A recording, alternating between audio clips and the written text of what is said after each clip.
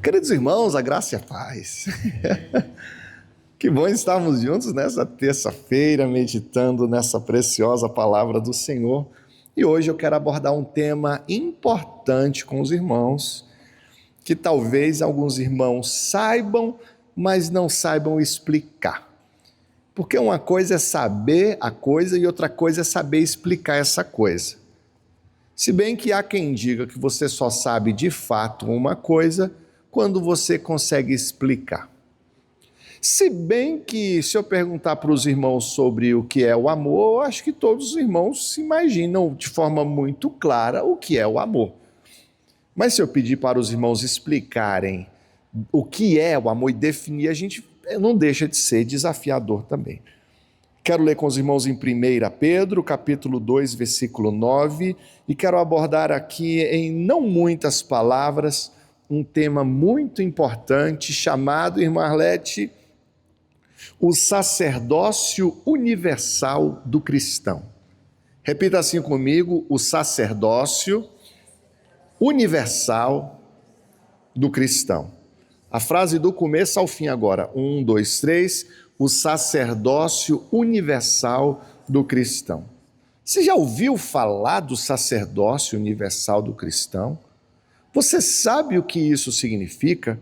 Esse é um texto de uma temática teológica importante, que eu quero que a partir de hoje, não que os irmãos decorem tudo e saibam pormenorizadamente, mas que os irmãos tenham uma noção geral, pelo menos, e se familiarize com esse termo, com a mensagem, com o significado, para a gente trazer para o nosso dia e cada dia aumentar um pouco mais o nosso conhecimento bíblico. Então, em algum momento, alguém vai perguntar para a irmã Ceiça, sobre o sacerdócio universal do cristão. Não, eu sei do que se trata. Opa, não, esse clericalismo aí, ele está errado, ele vai contra o sacerdócio universal do cristão. Aí a gente vai gradativamente montando essa coxa de retalhos, montando esse conhecimento sistemático da palavra, nos ajudando a entender melhor a Bíblia. 1 Pedro, capítulo 2, versículo 9, diz assim: vocês, porém, são geração eleita, sacerdócio real, nação santa, povo exclusivo de Deus, para anunciar as grandezas daquele que os chamou das trevas para a sua maravilhosa luz. Antes vocês nem sequer eram povo, mas agora são povo de Deus. Não haviam recebido misericórdia, mas agora a receberam. Amém, queridos? Vocês já leram esse texto? Já ou não já? Já leram? E vocês possivelmente já disseram amém para alguém que gritou assim: nós somos sacerdócio real, amém, nação santa, amém, o povo escolhido, amém. Tá, mas o que isso significa? Nós, a partir principalmente da reforma protestante, Martinho Lutero levantou essa bandeira do sacerdócio universal do crente, onde todo cristão regenerado pela união com Cristo recebe o privilégio e a responsabilidade de se aproximar de Deus, adorá-lo, interceder, servir e anunciar o Evangelho, não por mediação humana, mas por meio exclusivo do sumo sacerdócio de Cristo Jesus. Estamos falando do sacerdócio, preste atenção, vamos encaixar as pedras. Sacerdócio tem a ver com sacerdote, tem ou não tem? Universal é uma coisa ampla, que abrange uma universalidade ampla de pessoas. E do cristão, nós que cremos em Cristo Jesus. Em Levítico 16, não vou abrir, só citar, em Números capítulo 2, em muitas outras passagens do Velho Testamento, vai falar sobre os sacerdotes. E vocês vão se lembrar mais ou menos o que os sacerdotes faziam. Para ser sacerdote, irmã Vanessa, tinha uma série de requisitos. Ele tinha que ser de qual tribo? Quem se lembra? Tinha que ser da tribo de Levi. Então, se não fosse da tribo de Levi, não podia ser sacerdote. E para ser sumo sacerdote, ainda tinha que ser o seguinte, tinha que ser ainda da casa de Arão. Tinha que ser da casa de Arão, da linhagem de Arão. Tinha todo um requisito maior ainda para ser sumo sacerdote e tudo mais. E o que esses sacerdotes faziam? O pecador, exemplo, no caso nós, se nós morássemos ali em Israel naquela época do Antigo Testamento, pecamos. Então, normalmente, uma vez por ano, nós íamos até Jerusalém, eu com um cordeiro, o Christian trazendo um cordeiro. Esse cordeiro ele era entregue para o sacerdote. Aí estava lá eu, a Daiane, o Christian e o Edward. E o sacerdote e o cordeiro ali. Aí o que o sacerdote fazia? Matava o cordeiro. Derramava o sangue do cordeiro, colocava com o dedinho mindinho ali o sangue nas 4 pontas ali do altar e tudo mais. E o cordeiro era sacrificado no meu lugar e no lugar da minha família. E os meus pecados eram perdoados. Eu podia entrar no Santíssimo Lugar, no Santo dos Santos do Templo de Salomão?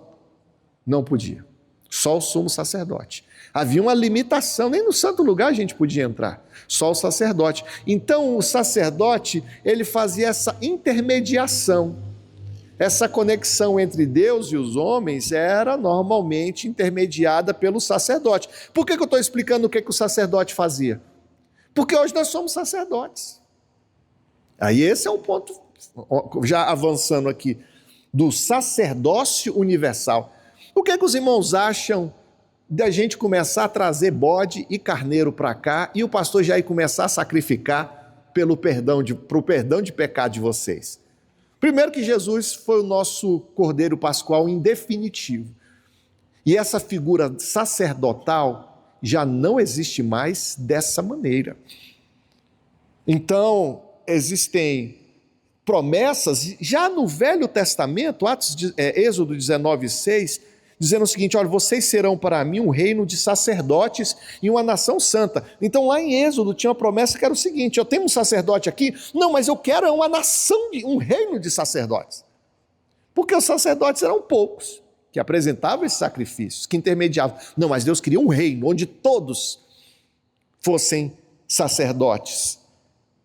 E só que o que acontece? Para ser sacerdote tinha que ser da linhagem lá de Arão, tinha que ser da tribo de Levi. Só que em Salmo 110, versículo 4, em outras referências, em Hebreus capítulo 7, existe agora Jesus Cristo, o novo sumo sacerdote. E aí tem um detalhezinho teológico que eu quero que os irmãos prestem atenção. Para ser sacerdote tinha que ser da tribo de Levi. Mas Jesus era da tribo de quem? Qual era a tribo de Jesus? Tribo de Judá. Ele é o leão da tribo de Judá. Nós já cantamos isso. E como é que ele então pôde ser sumo sacerdote? Porque a linhagem dele é especial, porquanto que ele é da ordem de Melquisedeque, que não é descendente de Arão, não é da tribo de Levi. E nós estamos vinculados agora a Jesus Cristo. E no Novo Testamento, Hebreus 4 fala sobre isso, desse novo sistema levítico, transferido para Cristo, onde todos nós somos santos. E agora, como diz Hebreus 10:22, aproximemo-nos, portanto, de Deus com coração puro. E aí é um ponto importante, sensível da nossa fé, onde todos nós podemos nos aproximar de Deus, sem passar pelo sacerdote. Esse é um tema que o pessoal às vezes se confunde, e eu quero que os irmãos tenham clareza em relação a isso. E a referência de 1 Pedro 2,9 é que nós somos esse sacerdócio real, esse sacerdócio da igreja. Ele nos constituiu, Apocalipse 1,6, reino e sacerdotes. Então, não é apenas o pastor Jair, o sacerdote. É errado pensar na figura do pastor como a figura do sacerdote. Eu não sou sacerdote sob a ótica do sacerdócio do Antigo Testamento. Não. Sob a ótica do Novo Testamento, todos nós somos sacerdotes. Um reino de sacerdotes, um sacerdócio universal. Todos assim, vírgula. Todos aqueles que creram em Cristo Jesus e receberam o dom do Espírito Santo. Os irmãos estão entendendo aí o sacerdócio universal? Por que isso é absolutamente relevante, irmão William? Porque houve uma época, quando Lutero ali deu causa ali à Reforma Protestante, onde havia um sacerdócio, entre aspas, especial, um clericalismo, que era o seguinte: não, você não pode ler a Bíblia, você não pode interpretar a Bíblia, só eu, que sou sacerdote, que posso. Não, você não pode apresentar o sacrifício, fazer isso, aquilo. Não, só nós, do clero, que podemos fazer isso.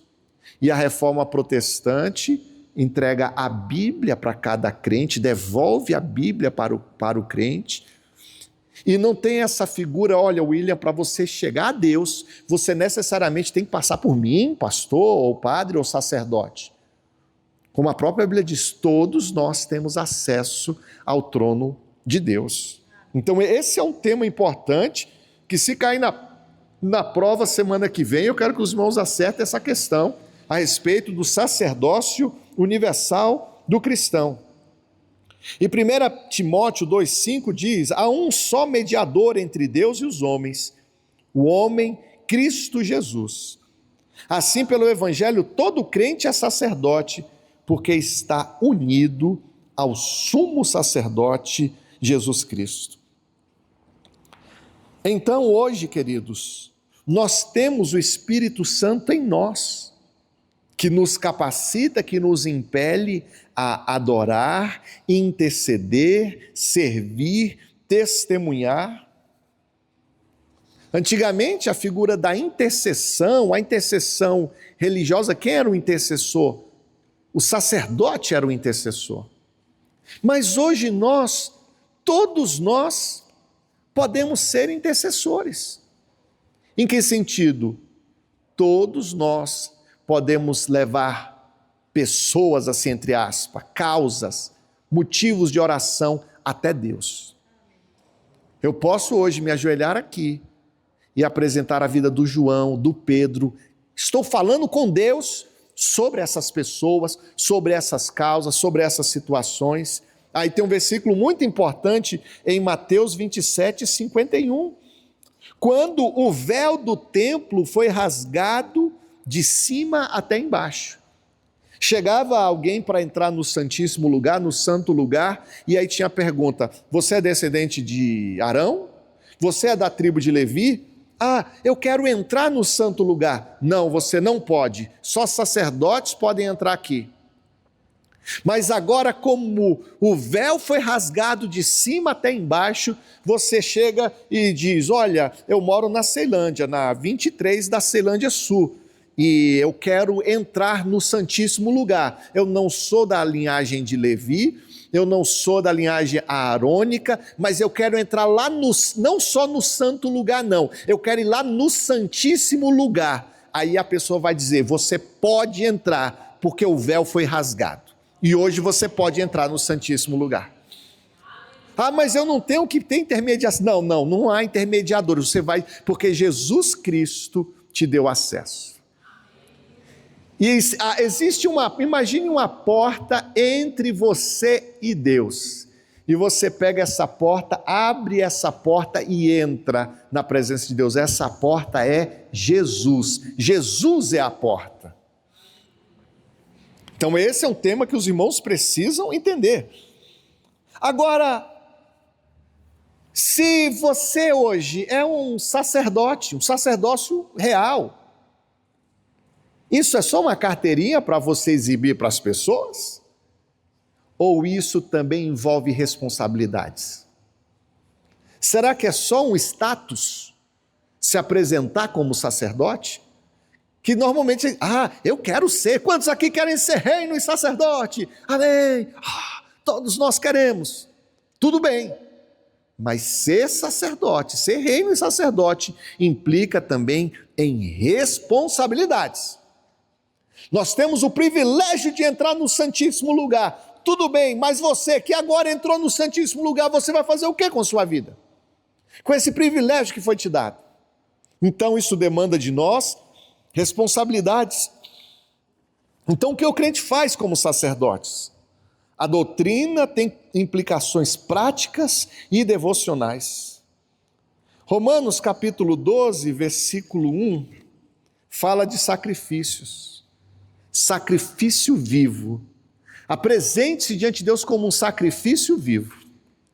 O sacerdote, então, antigamente, ele tinha o bode, ou o cabrito ali, o cordeiro que ia sacrificar. Aí, de repente, chega você agora no Santíssimo Lugar. Imagina Deus perguntando, cadê o sacrifício? Aí você diz, eu sou o sacrifício agora. E alguém te pergunta, mas você vai morrer lá? Não, eu não vou morrer, porque eu sou um sacrifício vivo. Você não vai honrar a Deus com a sua morte, você vai honrar a Deus com a sua vida. Você vai honrar a Deus com o seu viver diário. Olha como é que mudou a figura do sacrifício a partir desse sacerdócio universal. Hebreus 13:5 fala de sacrifícios também, sacrifício de louvor, que nós podemos entoar a Deus. Um louvor, uma adoração que não apenas os levitas fazem, estão habilitados, mas todos nós estamos habilitados. Uma adoração que chega até o trono de Deus. Nós também temos a responsabilidade, conforme Hebreus 13:16, a responsabilidade de fazer o bem e repartir. E 1 Timóteo capítulo 2, versículo 1, também temos a responsabilidade da oração e da intercessão. E nós precisamos utilizar isso, nós precisamos usar a ferramenta da intercessão. Há pessoas ao nosso redor precisando das nossas orações. Existem algumas pessoas perto de você precisando da sua oração. Hoje o irmão William não vem para cá com a preocupação, irmão William, e a responsabilidade de orar por 500 pessoas não, tá? Mas certamente tem uns 2, 3 colegas de serviço seu que precisam da tua oração. Existem alguns familiares teus que hoje precisam de oração. Existem alguns irmãos da igreja que você se lembrou deles e sentiu algo que precisam da sua oração. Existem alguns temas pelos quais nós precisamos orar, como pelo nosso país, e a irmã Anete sempre levanta essa bandeira de orarmos por nossas autoridades. Então, ser reino e sacerdote nos induz também à responsabilidade, porque se nós podemos entrar no Santíssimo Lugar, nós devemos fazê-lo e fazer isso com propósito. Agora, é preciso compreendermos também, segundo a 1 Pedro 2,9, como nós lemos, vocês, porém, são geração eleita, sacerdócio real, nação santa, povo exclusivo de Deus. Para quê? Com a finalidade, para anunciar as grandezas daquele que os chamou das trevas para a sua maravilhosa luz. Geração eleita. Isso mostra uma identidade dada por Deus, não por mérito humano. Você não se tornou uma geração eleita porque você foi maravilhoso, foi lindo. Mas o Senhor nos elegeu, o Senhor nos escolheu para isso. Sacerdócio real, que une realeza e sacerdócio, mostrando autoridade espiritual e intimidade com Deus. E quando há referência aqui de nação santa, guarda relação com uma separação moral e espiritual. Há uma referência sempre, queridos, na nossa fé, há sempre a repetida referência à santidade. Há sempre essa referência da santidade. Um povo escolhido. Então, antes, aqui remete a pertencimento, porque o sacerdócio começa em identidade e não em uma função. Sermos povo do Senhor, para anunciar as grandezas. Esse para é muito importante, porque o sacerdócio, ele não é apenas devocional, ele é missional. Ele nos conduz a uma missão, a obra, a responsabilidades. Agora, o que o sacerdócio universal não é? O fato de todos nós sermos sacerdotes não significa que não precisamos de pastores, de presbíteros ou de diáconos. Precisamos. Mas o pastor não tem o poder para te tirar do livro da vida não, tá, queridos? Olha, estou decepcionado com a irmã Stefânia. Irmã, a partir de hoje o nome da irmã não está mais no livro da vida. Já pensou se os pastores tivessem? Não, não tem, não é por aí. Efésios 4:11 fala de pastores, 1 Timóteo 3 de presbíteros, Atos 6 dos diáconos, que têm funções relevantes.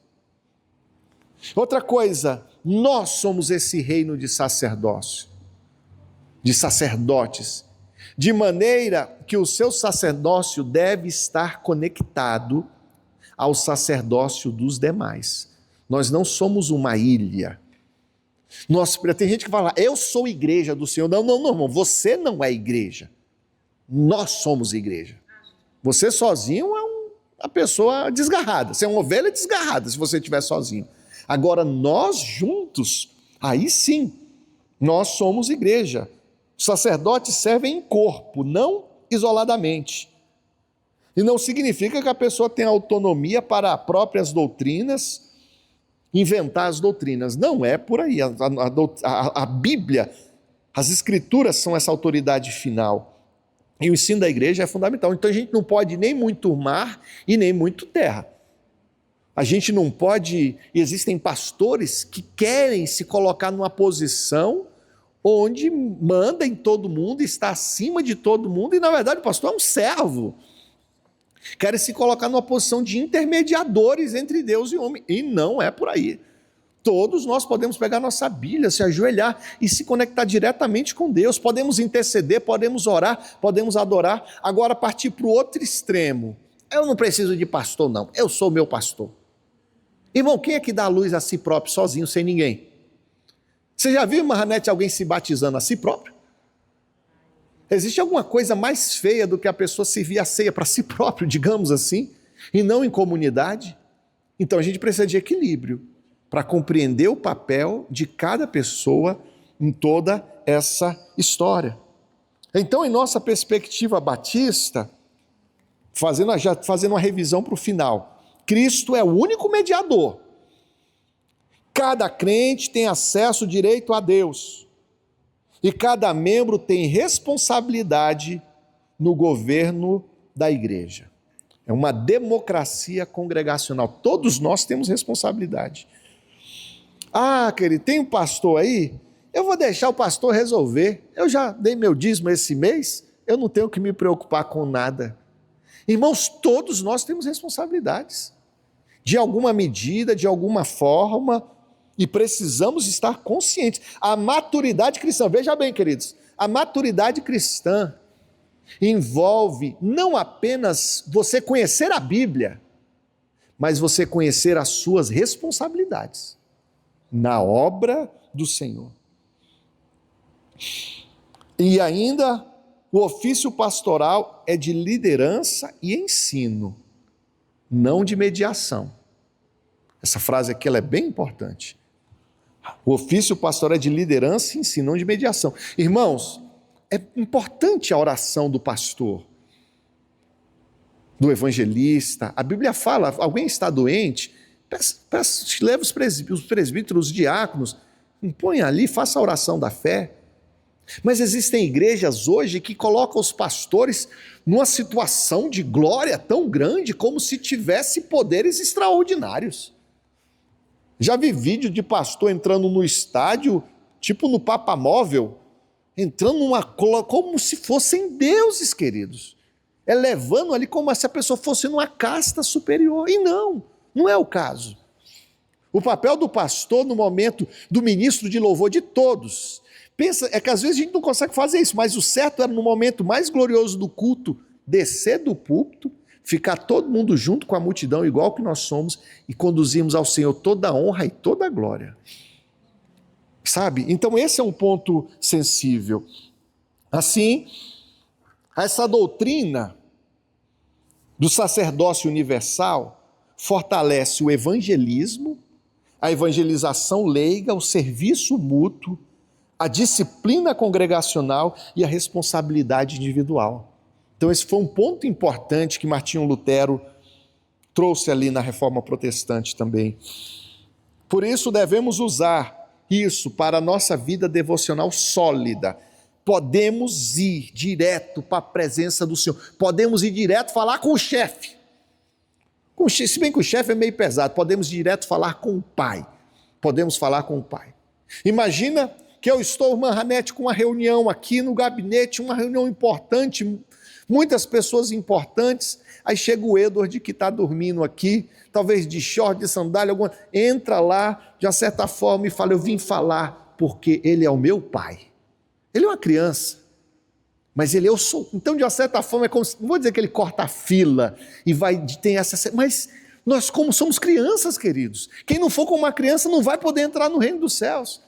Nós temos um livre acesso sem intermediários. Ele esquece que tem secretário, esquece que tem alguém ali na antessala, ele já vai direto, porque é o meu pai. Eu dormi na cama com ele ontem, inclusive. Ontem a gente fez cavalinho, eu estava nas costas dele ontem, ele é o meu pai.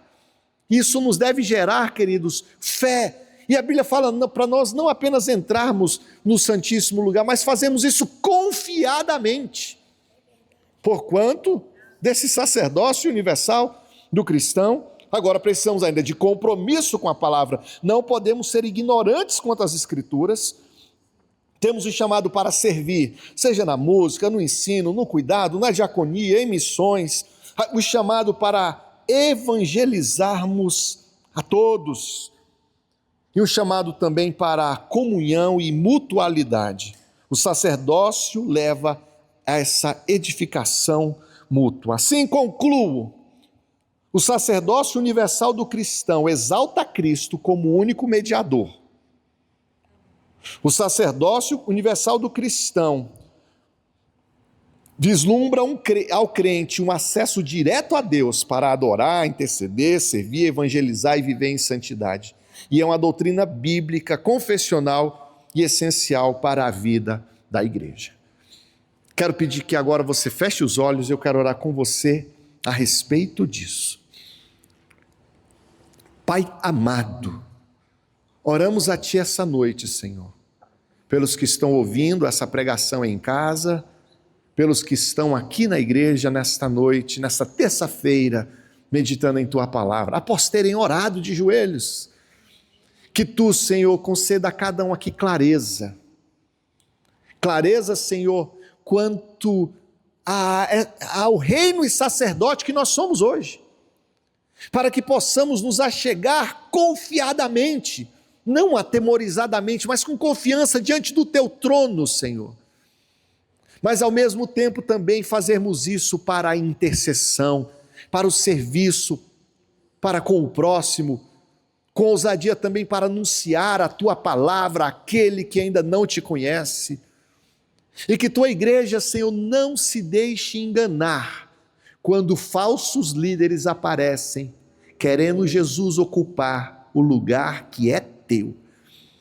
Dá-nos clareza, maturidade espiritual, e que igualmente, Senhor, compreendamos a responsabilidade que nós temos, Senhor, justamente por sermos reino e sacerdote. Nós oramos a Ti, Senhor, oramos em nome de Jesus. Amém? Podemos aplaudir o Senhor Jesus?